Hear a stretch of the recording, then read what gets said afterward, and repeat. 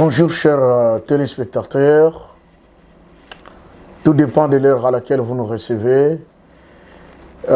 Laissez-moi vous dire que je suis dans une joie immense d'être avec vous aujourd'hui.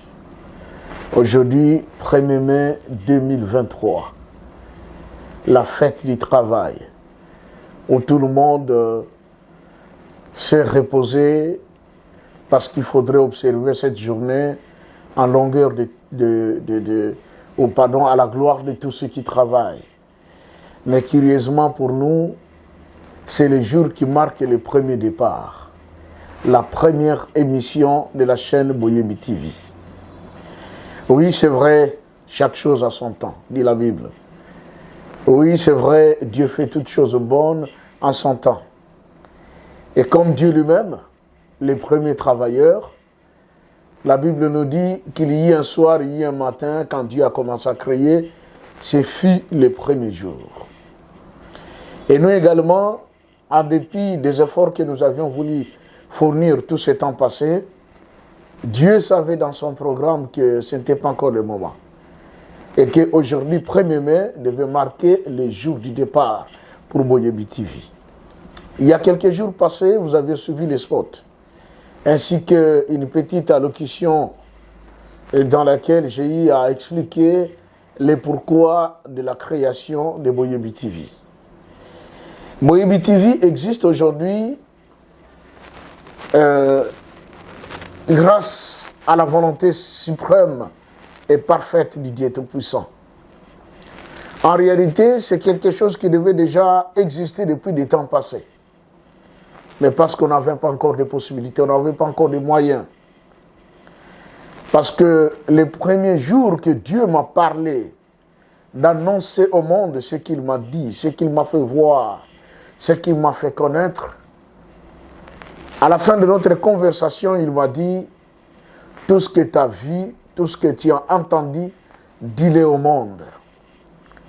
Mais je lui avais posé la question, je dis, mais mon Dieu, comment est-ce que je vais dire toutes ces choses au monde au moment où je ne suis ni propriétaire d'une radio ni d'une télévision?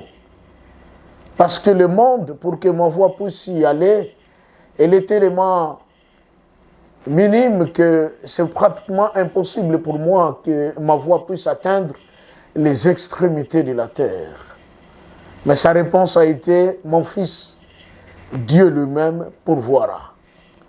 Et puis, voilà, depuis ce temps-là, nous étions dit, mais il faut qu'il y ait alors un instrument qui doit nous servir de transport de cette voix de Dieu, de son message qui doit aller, qui doit parcourir le monde.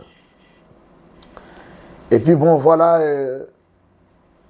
durant tout ce temps passé, nous avons eu à travailler un peu à gauche à droite, dans quelques chaînes, je m'excuse, où un travail remarquable a été accompli et lequel d'ailleurs vous a grandement béni parce que jusqu'à aujourd'hui il y en a qui ne cessent de nous appeler Pasteur Joseph, mais vraiment ces derniers temps vous entend plus ni à gauche ni à droite, qu'est-ce qui se passe? Eh bien la vérité, nous étions en train de nous préparer pour nous lancer dans cette grande aventure aujourd'hui et où nous n'allons pas seuls mais nous sommes ensemble avec Dieu. Et la Bible dit, avec Dieu, nous ferons des exploits et il écrasera nos ennemis. Donc, je ne viens pas pour faire l'apologie des ennemis, mais bien plus celle de Dieu. Pour dire que Dieu est au contrôle de tout et que le même va nous accompagner.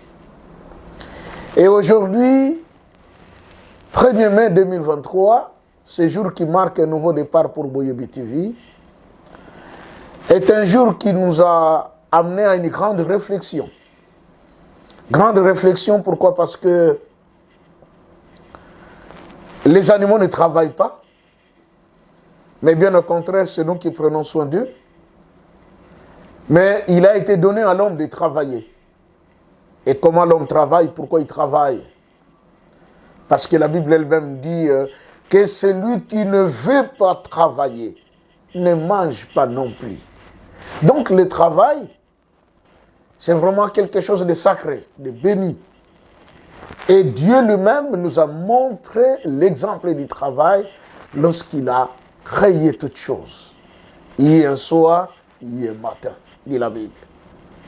Et aujourd'hui, nous venons marquer ce départ, mais nous ne pouvons pas dire quoi que ce soit sans pour autant, premièrement, rendre un vibrant hommage à notre Dieu, à notre Seigneur, sa divinité Tata Simon Kimbangu Kiangani, qui, il y a quelques jours passés, je suis allé le voir.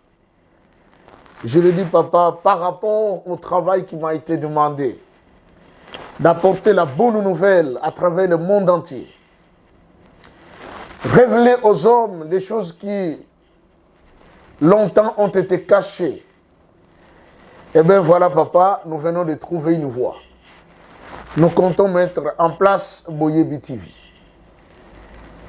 Et je lui ai également présenté les quelques petits matériels à notre possession que nous avions obtenus grâce au concours de certains frères et sœurs. Et papa était tout à fait content, il me dit, c'était en Kikongo d'ailleurs, il a lancé un mot, on dit chez nous, Kiaku, Kiaku, Kiangani, Kiangani. Ça veut dire quoi? Tu ne peux compter que sur ce qui t'appartient. Parce que ce qui est à autrui, tu n'as pas des ordres à en donner. Et il me dira à la suite, je suis très content de savoir que maintenant, nous avons notre propre voix. Donc, Boyebi TV est l'une des voies que Dieu veut exploiter pour faire connaître au monde sa volonté. Et à cela, je lui rends hommage pour tout ce qu'il ne cesse de faire pour nous. Je voudrais également remercier ici tous les frères et sœurs qui, à travers le monde, vous ne cessez de nous encourager pour le travail que nous sommes en train de faire. Depuis quelque temps ici, on a accompli un travail remarquable dans différentes chaînes et cela a béni plusieurs d'entre nous. Les témoignages sont multiples.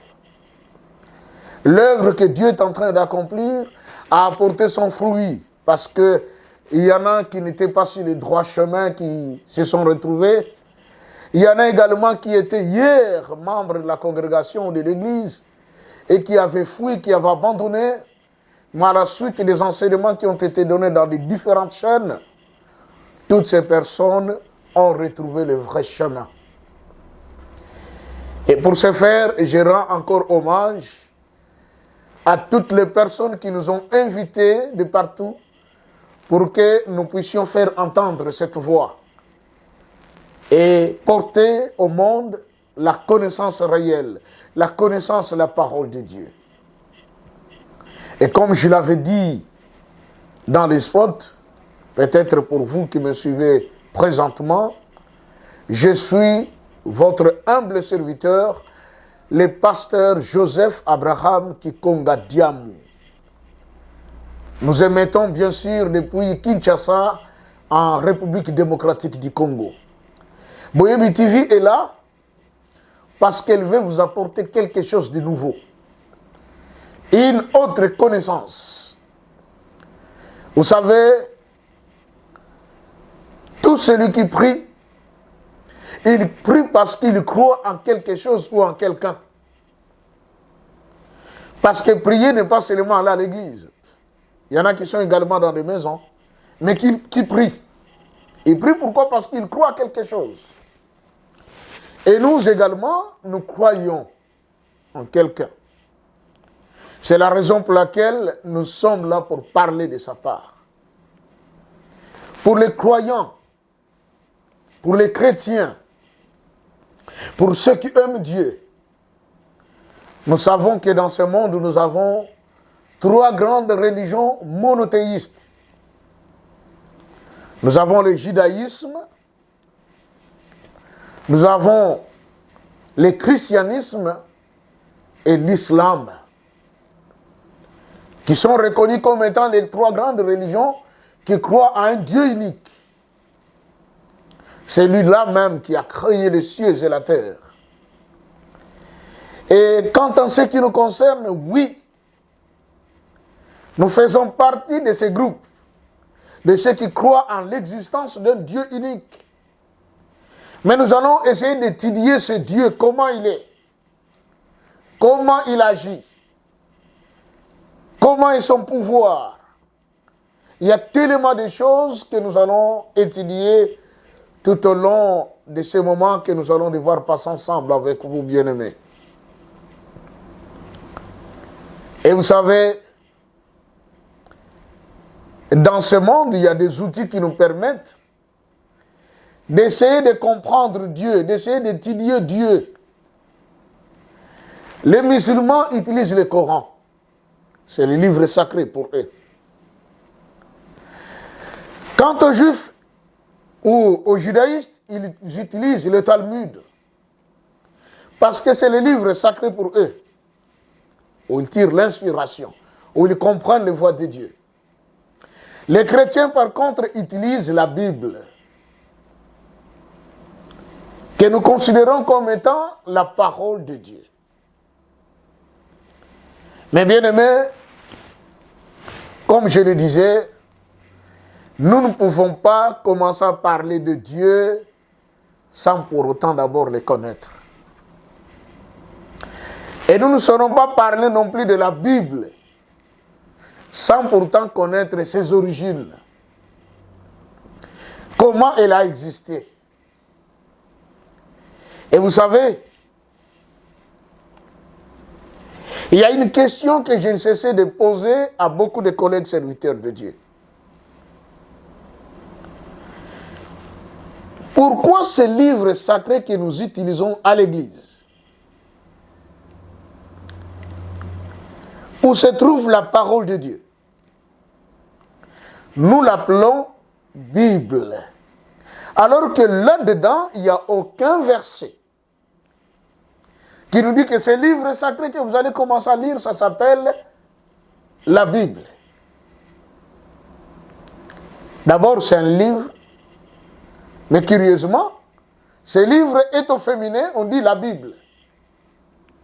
Alors, d'où vient le nom Bible? Et quand on parle de Dieu dans la Bible, c'est quel Dieu? Comment il est? Comment il a été dès le commencement? Voilà les choses que nous allons essayer encore d'étudier aujourd'hui ensemble avec vous. Vous savez, nous sommes à l'ère du Verseau, le temps de la grande lumière. Le temps où tout ce qui était caché doit être mis à découvert. Je sais que vous êtes nombreux, vous attendiez ces moments. Il y en a même qui m'ont appelé, Pasteur Joseph, à quand la première émission avec Boyebi TV? Et voilà, nous sommes là aujourd'hui, 1er mai 2023, pour vous apporter cette parole.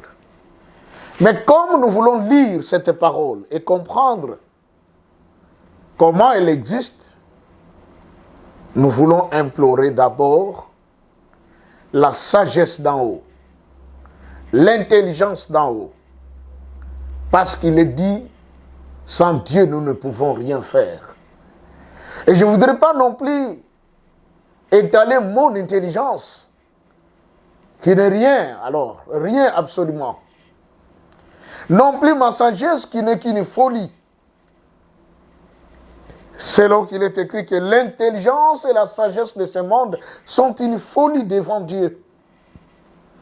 Alors, s'il faut que je brandisse mon intelligence et ma sagesse, c'est pour vous conduire dans un chemin détourné. Mais nous voulons ainsi implorer la grâce du Très-Haut pour que lui seul nous enseigne, nous conduise dans la vérité. Voilà pourquoi je vous invite, mon frère, ma soeur, à courber votre tête. Nous voulons prier, nous voulons dire juste un petit mot à Dieu et commencer alors notre enseignement de ce jour, selon que Dieu lui-même va s'exprimer au travers de nous, au travers de son serviteur que je suis. Prions ensemble. Au nom du Père, du Fils et du Saint-Esprit. Dieu notre Père, Jésus-Christ notre Seigneur et Sauveur, Saint-Esprit notre Consolateur, nous te disons sincèrement merci pour ce 1er mai 2023, jour du travail et jour auquel tu nous soumets au travail pour la gloire de ton nom. Mon frère et ma sœur est là parce qu'il veut t'entendre. De par moi-même, je ne peux rien. Car qu'as-tu homme que tu n'aies reçu de Dieu, ainsi il est écrit. Je dédie ce moment entre tes mains. Laisse que toi-même, ô Saint-Esprit, tu sois l'enseignant par excellence, du début jusqu'à la fin, et que tu ouvres également l'entendement de mon frère et de ma sœur qui veut m'entendre en ces instants, au nom du Père, du Fils et du Saint-Esprit. Amen. Merci, bien-aimés. Comme je disais au commencement, que cette chaîne Boyebi TV, elle est à vocation spirituelle. Nous allons plus traiter la matière spirituelle, mais n'empêche que cette matière spirituelle donne naissance à d'autres matières. Pourquoi? Parce que c'est le spirituel qui engendre le physique, dit-on. Et quelque part, on a dit tout ce qui existe a été tiré d'abord de ce qui était invisible. Ce qui est invisible, c'est ce qui est spirituel. Donc, si le spirituel a donné naissance à ce qui était invisible et cela est devenu visible, c'est-à-dire physique, cela veut tout simplement dire qu'en dehors de la matière spirituelle que nous allons étudier ensemble ici, nous passerons également aux choses physiques. Qu'est-ce que cela veut simplement dire? C'est-à-dire que nous aurons des tranches au sein des Boyebi TV. Nous aurons des tranches pour l'enseignement. Nous aurons des tranches pour le témoignage. Nous aurons des tranches pour la valorisation de notre propre culture. Et beaucoup d'autres choses. Mais pour aujourd'hui, nous sommes dans la tranche enseignement. Dit-on, celui qui n'est pas formé est déformé. Autrement dit, celui qui n'est pas enseigné n'est pas utile.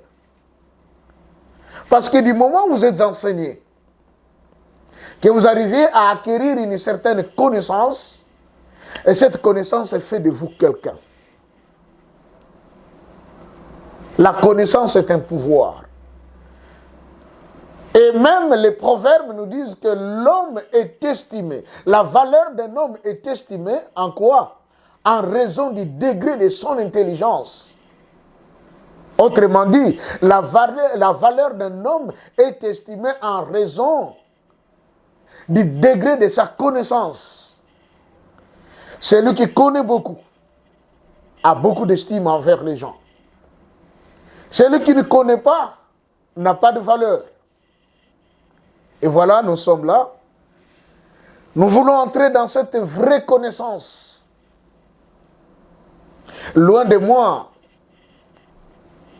l'idée de vous dire que je connais tout. Car il est écrit, nous connaissons en partie et nous prophétisons en partie. Mais nous voulons apporter l'épée que nous connaissons, l'épée que nous avions entendue, l'épée que nous avions vue. Comme disaient les apôtres d'ailleurs, ce que nous avions vu et entendu, nous vous l'annonçons. C'est la raison pour laquelle nous sommes là. À ceux qui sont déjà des habitués, je sais que là vous êtes, vous avez déjà pris votre carnet, vous avez déjà votre stylo à côté, et vous dites, mais, pasteur, allez-y rapidement, entre dans la matière parce que j'aime bien t'entendre. Vous savez, il y en a même qui m'ont appelé, qui m'ont dit, mais pasteur, depuis que vous aviez commencé vos enseignements, vous savez, moi je suis en train d'écrire tout un livre. Je prends la question du journaliste, je note, je prends également votre réponse, je mets de côté et j'en constitue tout un ouvrage. Bravo à vous qui le faites. Pourquoi? Parce que beaucoup ont découvert de nouvelles choses depuis que nous avions commencé. Aujourd'hui, nous voulons parler sur un point. Quel est ce point? Nous voulons parler. D'abord la Bible. Nous sommes les croyants de la Bible. D'où vient la Bible? Parce qu'aujourd'hui, il y a multiplicité d'églises. Surtout si vous venez à Kinshasa, la capitale de la République démocratique du Congo, mon pays. Il y a des rues ou des ruelles, vous trouverez peut-être 20, 30, 40 églises. Et dans toutes ces églises, on ne lit qu'un seul livre sacré, qui s'appelle la Bible. Mais c'est quoi la Bible? De quoi est-elle composée? Comment sa composition a été faite? Je voudrais épingler une chose ici. Aujourd'hui, nous, intellectuels africains, avions acquis une très mauvaise habitude. Cette habitude qui nous a été inculquée par d'autres. C'est-à-dire quoi? Lorsque vous voulez énoncer quelque chose, parler sur quelque chose, la première des choses, les intellectuels vous diront, mais monsieur, vous dites des choses qui n'ont pas de fondement. Quelle est la référence? D'où vous tirez ces choses que vous dites? Et même quand on écrit des ouvrages, vous verrez, on se donne la peine de réserver 1, 2, 3 pages où il faut commencer à mentionner les différents ouvrages que vous aviez lus afin que votre thèse soit reconnue comme vraie. Mais je me suis posé une question. Franchement, ceux-là qui ont écrit la Bible, ces prophètes qui ont écrit la Bible,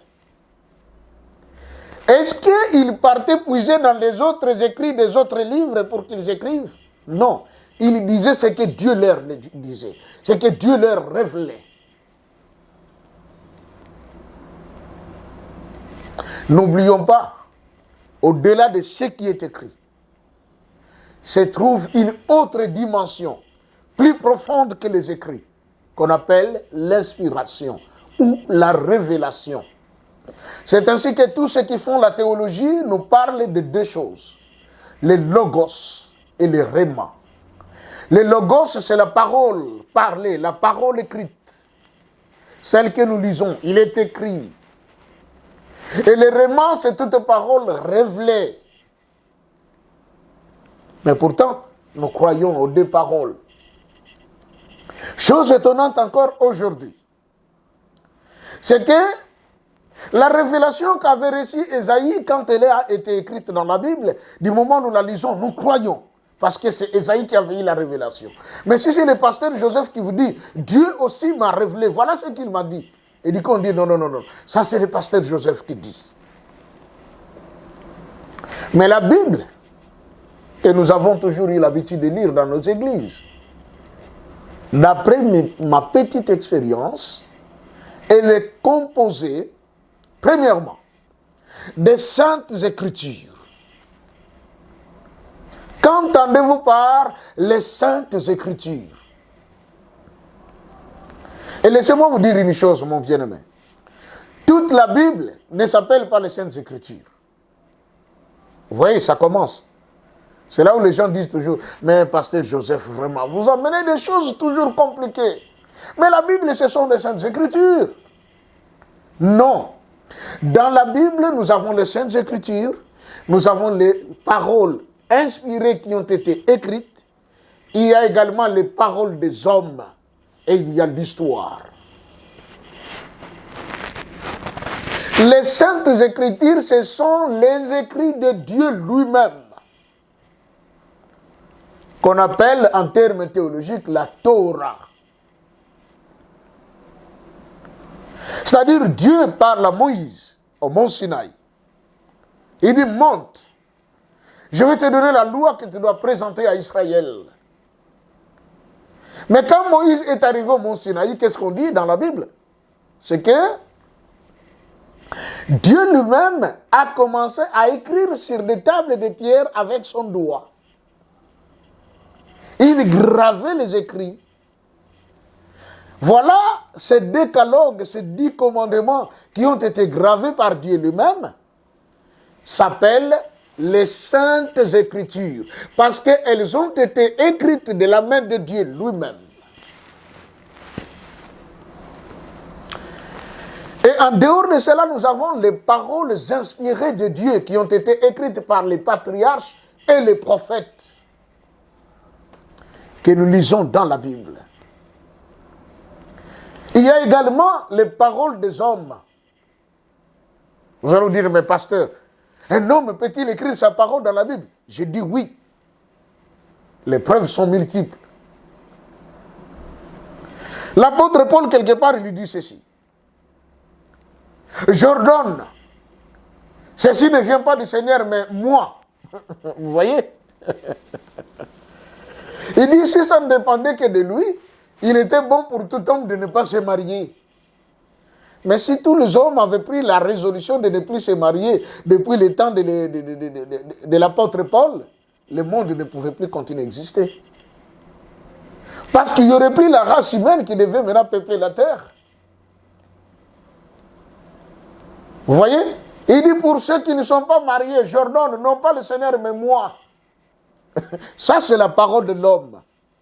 Mais malheureusement, aujourd'hui, il y a des églises qui ont même basé leur doctrine sur les enseignements de l'apôtre Paul.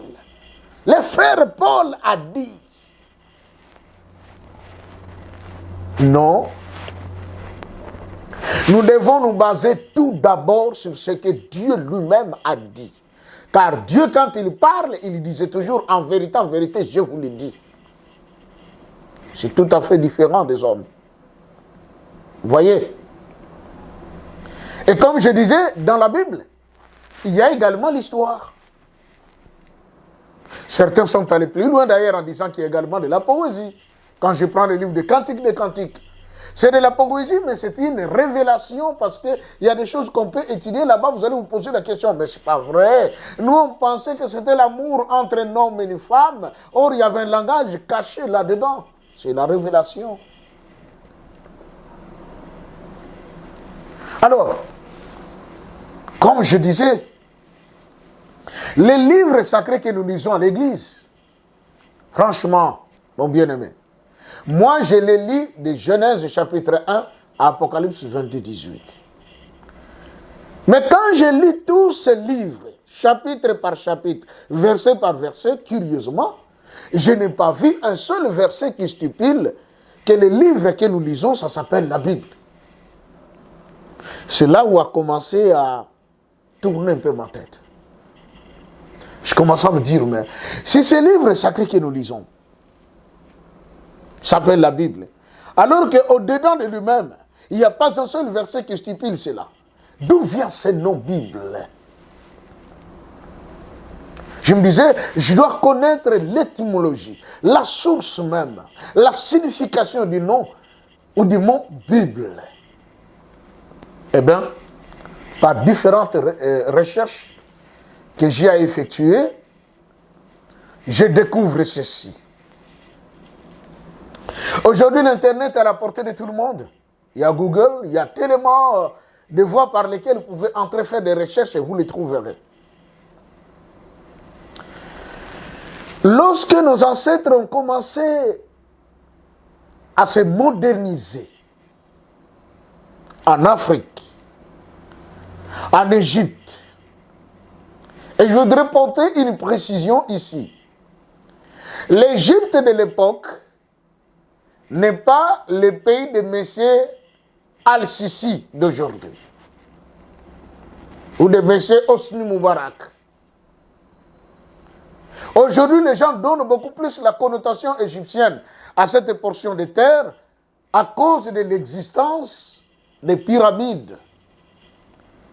Mais je voudrais dire ici que les archéologues, les égyptologues, nous ont prouvé carte sur blanc Vous voyez, les égyptologues nous ont prouvé que les pyramides n'étaient pas seulement en Égypte. On les a retrouvées également au Soudan. Et curieusement, on est allé les retrouver également au Japon et encore à l'Amérique latine avec les Mayas. Ils ont également construit des pyramides. Donc l'Égypte antique commençait à partir du centre de l'Afrique et vous prenez toute la partie haute.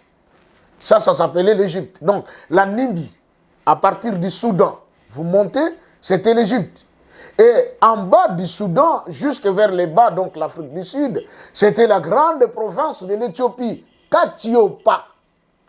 Katiopa veut dire l'homme à la peau noire.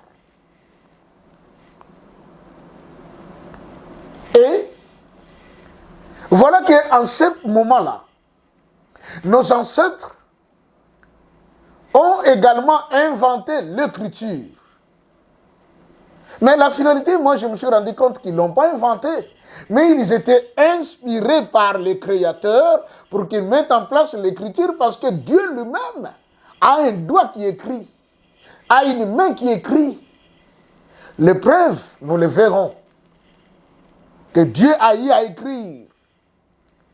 Et nous verrons également la langue primaire que Dieu a utilisée pour écrire. Vous voyez? Et nos ancêtres, quand ils ont eu la révélation de l'écriture, cette écriture devait être gravée sur du support. Et parmi les supports utilisés, il y avait des tables de pierre. Et en fin de compte, ils ont également découvert que les papyrus pouvaient leur servir pour l'écriture. Et il y avait également les peaux des animaux, ou la peau des animaux. Voilà dans un premier temps les trois supports que nos ancêtres, dès le commencement, ont eu à utiliser pour écrire. Il y avait des tables de pierre, il y avait les papiers, donc il y avait les parchemins de papyrus tirés de cet arbre, et puis il y avait les peaux des animaux. Et nous savons que la première civilisation est partie de l'Afrique. Aujourd'hui, ce n'est plus quelque chose à discuter.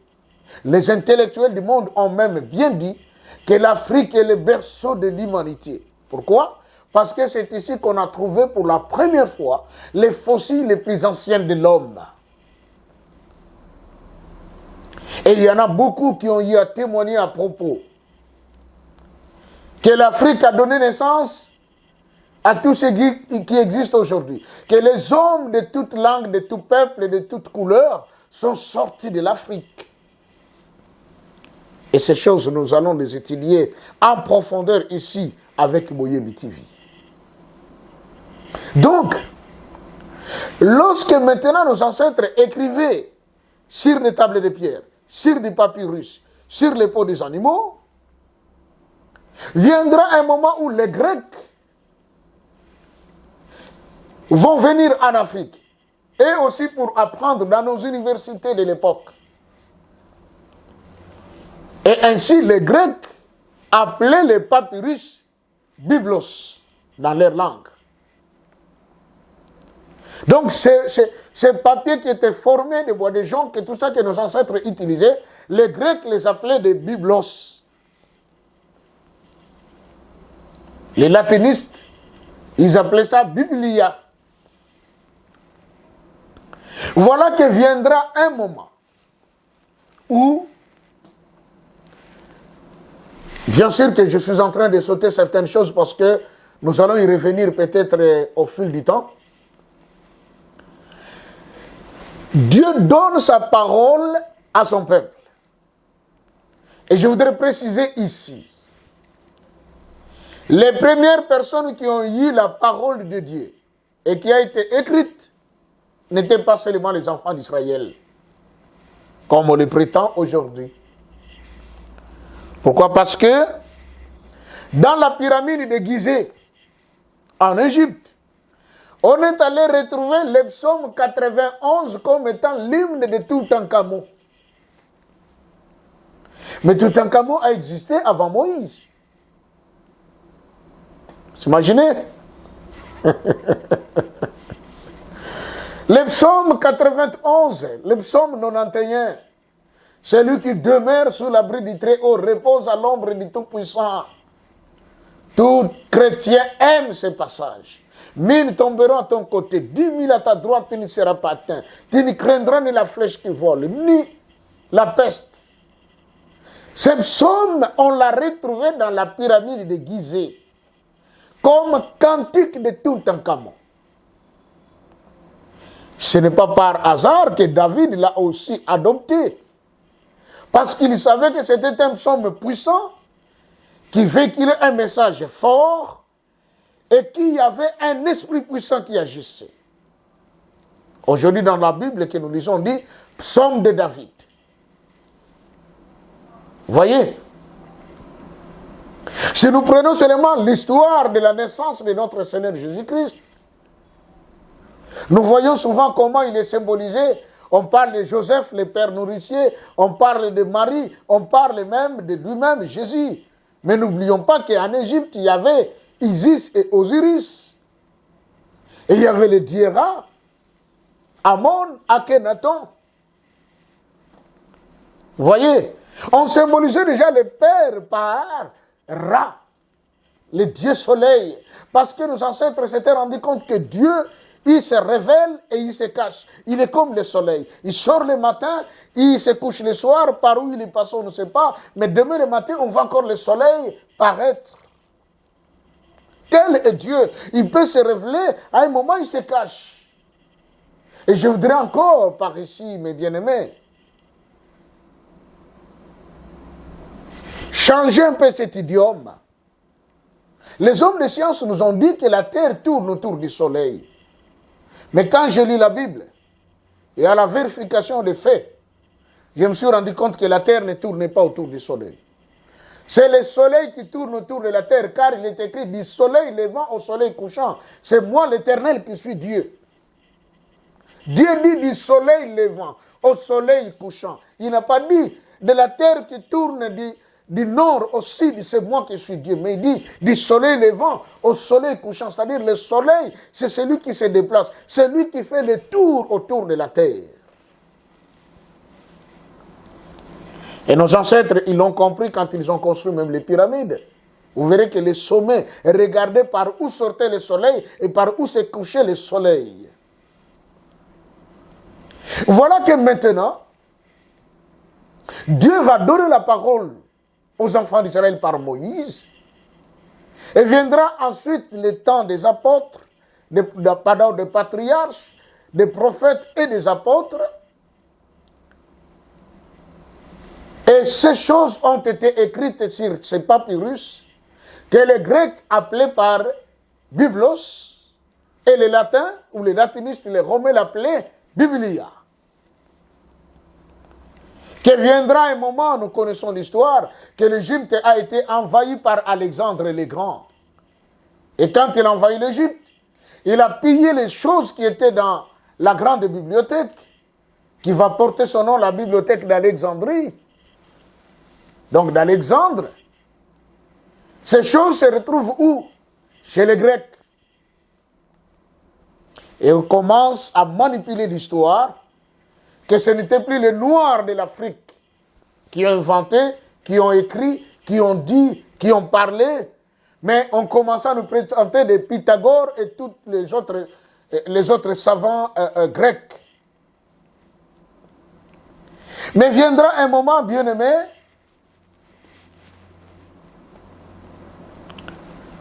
où les Occidentaux, les Blancs, se sont donné la peine de vouloir conquérir le monde. Et ils ont commencé à envoyer des émissaires, aller à la conquête du monde. Les premiers, nous savons, M. Duarte Lopez, Diego Cao, est venu en Afrique. Christophe Colomb, lui, se retrouve en Amérique. On dit que c'est Christophe Colomb qui a découvert les États-Unis d'Amérique, ou je dirais le continent américain. Mais ce qui est faux, parce que quand Christophe Colomb arrive en Amérique, il rencontre déjà des Noirs qui y vivaient, ainsi que les Indiens, que nous appelons aujourd'hui par les Amérindiens. Il y a eu de fortes guerres qui se sont suivies dans la suite des temps, et beaucoup d'entre eux avaient fui les États-Unis en prenant des bateaux. Et les Noirs avaient toujours la pensée d'où ils étaient venus. Ils se sont dit, nous devons rentrer dans les continents mers qui nous ont engendrés. Et ils arrivent vers l'Acadie, quelque part, ils se sont dit, certainement c'est ici, mais ils ne se rendaient pas compte qu'ils étaient vers les continents asiatiques. Va naître alors un nouveau pays, habité par ces gens qui avaient fui la guerre de l'Amérique.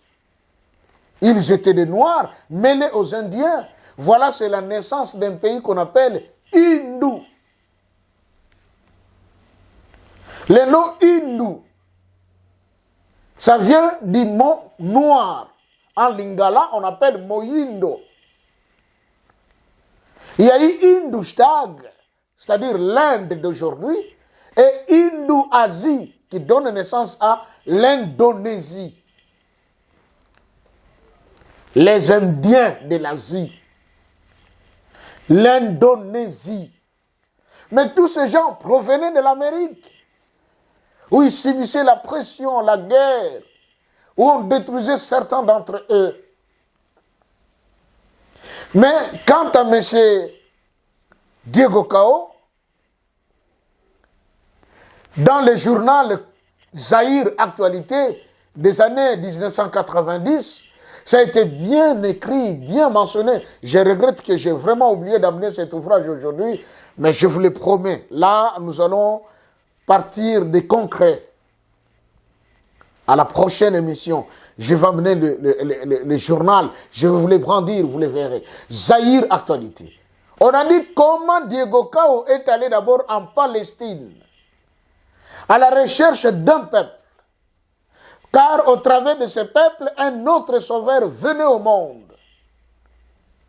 Quand Diego Cao arrive en Palestine, on lui dit non, non, non. Les gens que tu es en train de chercher, qui étaient réellement ceux qui habitaient cette terre, ne sont plus ici. Allez les chercher en Égypte. Certains d'entre eux se sont retrouvés en Syrie. Rappelez-vous de Tob et de Tobie, que nous lisons dans la Bible de Tob. Mais c'était encore des Israélites qui avaient fui en Syrie. Rappelez-vous de l'apôtre Paul. On dit quoi? Paul de Tars. Mais où se trouve la ville de Tars? C'est en Syrie. Vous voyez? Lorsque il était en train de persécuter les chrétiens, il provenait de là. C'est ainsi que même, arrivé en Israël, on dit, mais toi tu es un étranger. Il dit, non, mais moi aussi, je suis votre frère israélite comme vous. Lui, de la tribu de Benjamin, à moins que je ne m'abuse. Mais comment se fait-il que ses ancêtres se sont retrouvés en Syrie? C'est lors de la déportation du royaume du Nord par Antiochus Épiphane. Voilà que les tribus qui étaient au nord vont se retrouver là-bas. Et ceux qui étaient au sud, dont la capitale était Jérusalem, vont se retrouver dans Babylone pour 70 ans d'exil. Nous allons tout étudier ici. Pourquoi les 70 ans? Qu'est-ce qui s'est passé? Qu'est-ce que signifie ces 70 ans? Et voilà, bien-aimés, qu'en l'an 63, à la première attaque d'Israël, ce peuple va fuir. Et le pays de prédilection, c'était l'Égypte. La preuve que c'était le pays qui leur servait toujours d'asile, Abraham n'a séjourné qu'en Égypte. Et c'est là qu'il a été béni, où il est reparti avec de l'or et de l'argent, et une servante toute belle, toute noire, du nom de Agar, la mère d'Ishmaël. N'oublions pas que même Isaac a fui en Égypte. Et qu'en est-il de Joseph, fils de Jacob, et toute la famille de Jacob? Et qu'en est-il du Christ lui-même? Mais qu'est-ce que nous avions appris à l'école? c'est que lorsqu'on a attaqué Israël, les Israélites ont fui Israël et ils sont allés en Europe. Mais qui avait attaqué Israël? Est-ce que c'était un pays asiatique? Non. C'était l'Empire romain, l'actuelle Union européenne. Mais comment ça pourrait-il être possible que les personnes qui viennent pour vous combattre, pour vous détruire, pour vous tuer, et vous donnez encore la peine de fuir chez eux? Même un animal, je pense qu'il ne peut pas agir ainsi. Donc voilà encore un mensonge qui a été placé dans nos têtes, que quand les enfants d'Israël ont quitté la terre d'Israël, ils sont allés en Europe. Non, c'est l'Europe qui les a combattus. Le seul pays de prédilection qui servait d'abri, de refuge à ces peuples, c'était l'Égypte, l'Afrique. Ainsi, ces peuples vinrent en Afrique.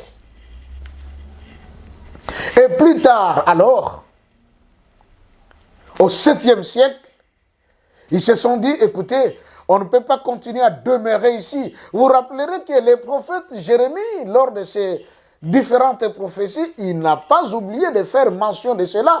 Il adressa d'ailleurs une lettre aux Israélites qui traînaient encore en Égypte en leur disant, quittez ce pays, revenez ici. Mais qu'est-ce qu'ils lui ont dit? Mais nous ne viendrons pas là-bas, parce qu'ici nous sommes bien. Nous sommes en train de préparer des galettes et nous faisons des libations à la déesse du ciel. Et voilà que nous sommes en train de mener paisiblement notre vie. Plus tard, nous parlerons que c'est que la déesse du ciel. Et voilà, les enfants d'Israël étaient en Égypte. Même quand ils sont sortis de l'Égypte, croyez-moi, mes frères, ils ne sont pas tous partis. Dans tout mouvement qui se fait, il y a toujours des récalcitrants. Il y en a toujours qui s'entêtent. Quand Israël est sorti de l'Égypte, c'est une partie qui était partie. Les autres sont restés. Et même quand on avait dit qu'on devait placer le sang de l'agneau sur les linteaux, ce n'est pas tout le monde qui avait placé le sang. C'est ça aussi la vérité. Moïse n'a-t-il pas eu des opposants sur son chemin? Ces opposants étaient-ils égyptiens ou israélites? Vous voyez? Donc, ces ancêtres qui ont écrit, dont Diego Cao voulait savoir où sont-ils, on lui dira, va en Égypte, c'est là qu'il va rencontrer M. Idrissa, et c'est lui qui va l'envoyer à l'embouchure du fleuve Congo, en lui disant, va chercher ce peuple là-bas. Au XVe siècle, après Jésus-Christ, le besoin excessif en produits industriels et matières premières a provoqué une autre vague d'explorateurs occidentaux vers l'Afrique. C'est ainsi que Diego Cao, un sujet portugais et explorateur de son état, effectue les déplacements de l'Europe par l'océan Atlantique jusqu'au niveau de l'embouchure du fleuve Congo. C'était en 1482. Pour marquer son passage à l'embouchure du fleuve Congo, l'explorateur portugais érige une pierre sous forme de borne, un padrao de 2,5 mètres et sur laquelle il écrit le nom du roi du Portugal, son nom propre et la date de son arrivée à cet endroit.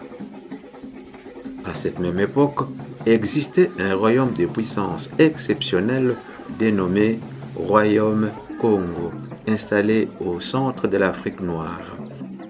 Une force étatique très organisée, le Royaume Congo était dirigé par des hommes sages et intelligents.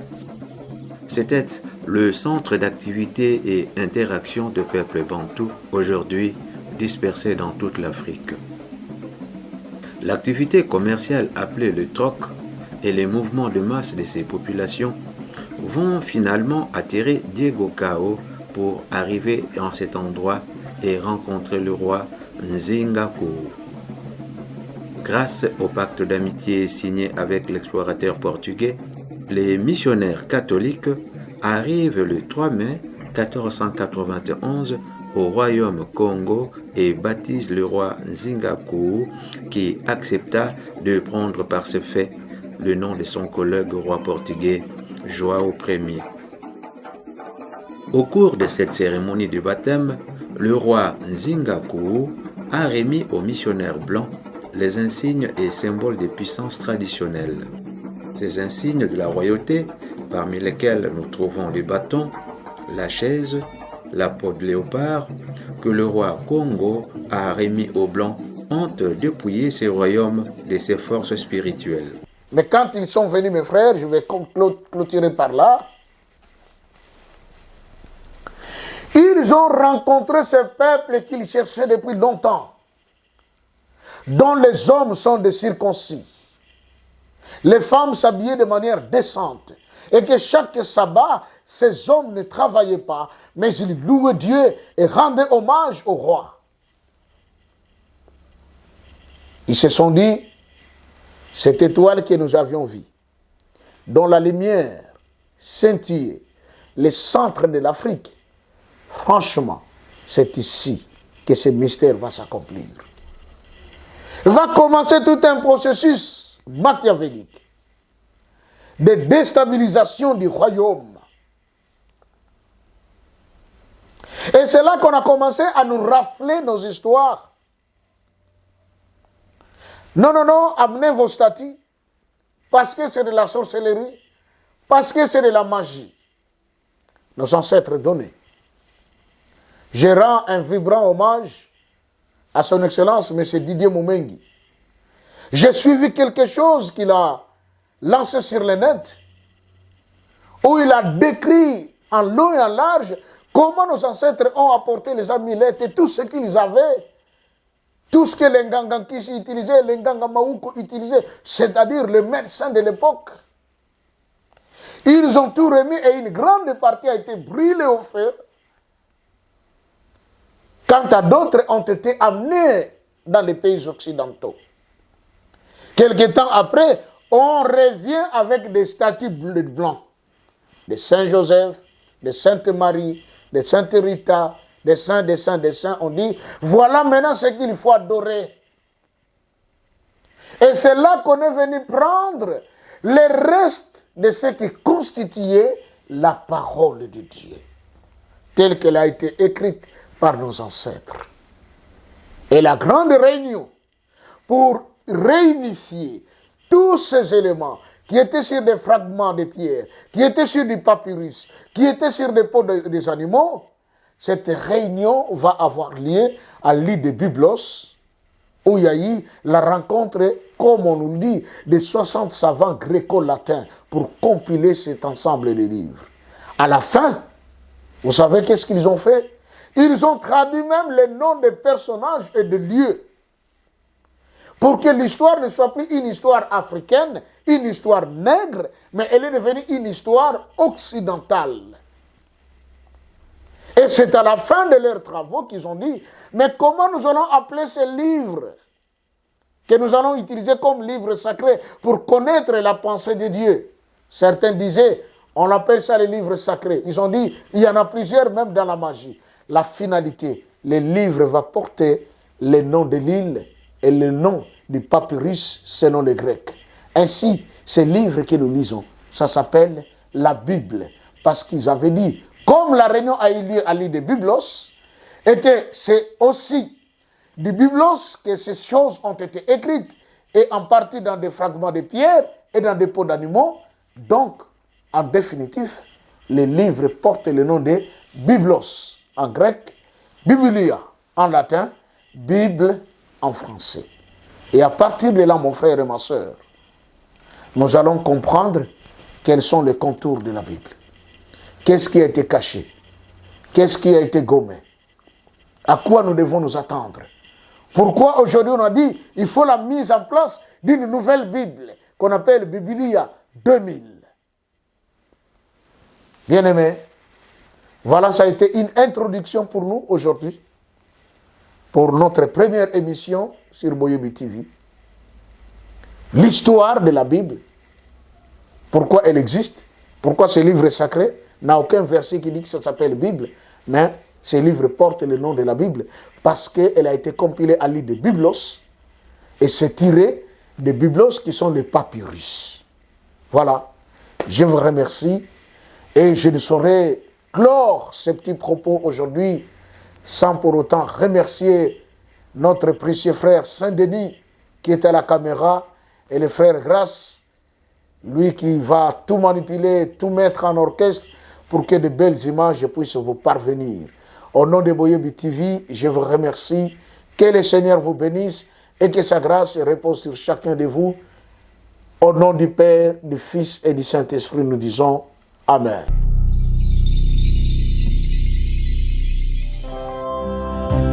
Boyebi TV, votre chaîne de la connaissance.